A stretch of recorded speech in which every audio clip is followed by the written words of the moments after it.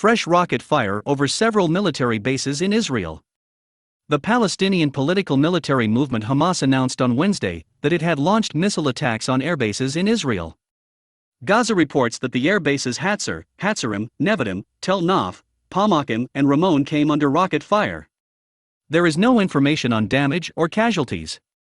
Israel claims that it has not even hit the bases in question. Tel Aviv believes such actions by Hamas are dust in the eyes of the UN Security Council, which has criticized Hamas for firing missiles and attacking Israeli civilians. Although unlike in previous days, rocket fire was less intense between warring nations, rocket sirens in several coastal Israeli cities and central Israel resumed. Rocket attacks began late Tuesday night and lasted until 2 a.m. Wednesday. A 3-hour lull ensued, and at about 5:30 a.m., Hamas resumed rocket fire against Israel. An IDF spokesman said the Iron Dome air defense system had intercepted much of the shells. Fifth airstrike.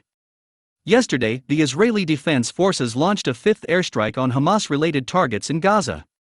As we reported, about 60 Israeli planes dropped just over 100 bombs on approximately 65 targets in Gaza.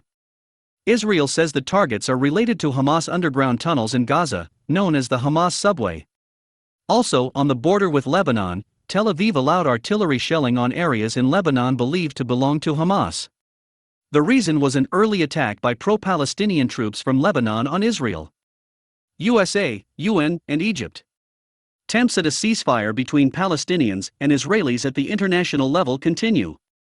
The international community's attitude and the desire for a ceasefire cannot be unanimous and is a reflection of the conflict in the Middle East.